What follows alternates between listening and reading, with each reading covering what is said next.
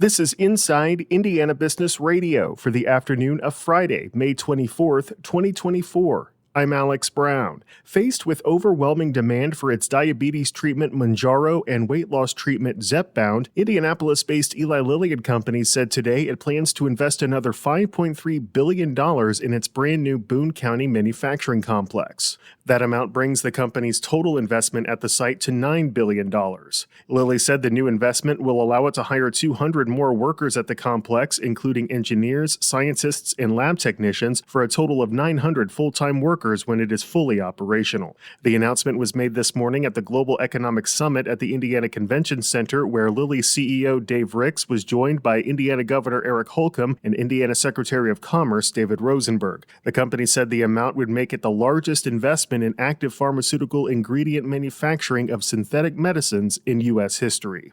Construction on a new Indy 500-themed welcome center in western Vigo County is nearing the halfway point. Handing construction Vice President Seth Porter told our partners at WTWO-TV that the $53.5 million project is on schedule. Right now, the big push is getting the building dried in. So we want to be able to start finishes and make sure that by the wintertime here, we're going to be enclosed and be able to work inside. When complete next summer, the center will include a children's play area, adult recreation area, a walking path, and dog park. Additional truck parking and trucker restroom facilities will be included. The Indianapolis-based NCAA and the nation's 5 biggest conferences announced last night that they have agreed to pay nearly $2.8 billion to settle a host of antitrust claims. It's a monumental decision that sets the stage for a groundbreaking revenue-sharing model that could start steering millions of dollars directly to athletes as soon as the 2025 fall semester. From the number one source for Indiana business news, this is Inside Indiana Business Radio. IBJ Media, Inside Indiana Business, and the Indiana Economic Development Corporation invite you to the Engage Indiana series, presented by CareSource, Indiana University, and Old National Bank.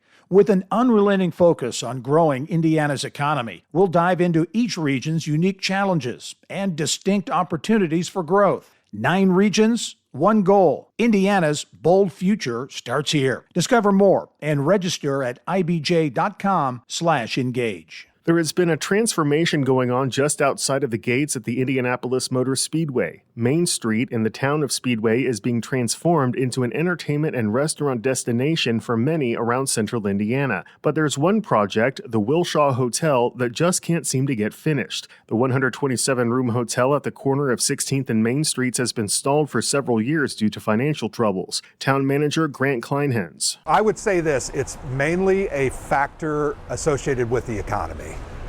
The increased cost of money, borrowing money has just significantly increased over the past 3 or 4 years, and that's made it very challenging to finance a multi-million-dollar project like that. We are doing everything that we can do to hopefully see that hotel ultimately develop. The project was recently the subject of a foreclosure suit filed against the property owner alleging failure to repay a loan. A planned merger between Columbus-based Centra Credit Union and Bedford-based Hoosier Hills Credit Union is off the table. The credit unions announced Thursday that the deal did not receive a majority of votes from members to move forward. Centra Credit Union announced the merger in January, saying the combined entity would retain the Centra name and have just over $3 billion in assets. However, the credit unions said in a joint statement that, quote, despite extensive communication from Hoosier Hills outlining the factual details of the merger, the vote was impacted by the circulation of misinformation, end quote. Those specifics were not provided. ForBio North America broke ground Thursday on its $230 million upgrade and expansion of the former South Bend ethanol plant on the city's south side. When complete, the biorefinery will be used to produce bioethanol and renewable natural gas. CEO Klaus Sauter. We will be the biggest producer of biomass renewable natural gas in the United States. We are working with a closed-loop production system that uses all raw materials sustainably and most efficiently. The company plans to expand production of corn ethanol at the plant to 85 million gallons a year by the end of this year and up to 100 million gallons by December 2025. Renewable natural gas production is expected to begin in 2026. New Fort Wayne Mayor Sharon Tucker is this week's guest on the Business and Beyond podcast with Gary Dick, presented by PNC, a weekly conversation with high-profile Hoosiers in business, sports, and entertainment, and beyond. Available now from your favorite podcast provider. I'm Alex Brown for Inside Indiana Business Radio on Demand.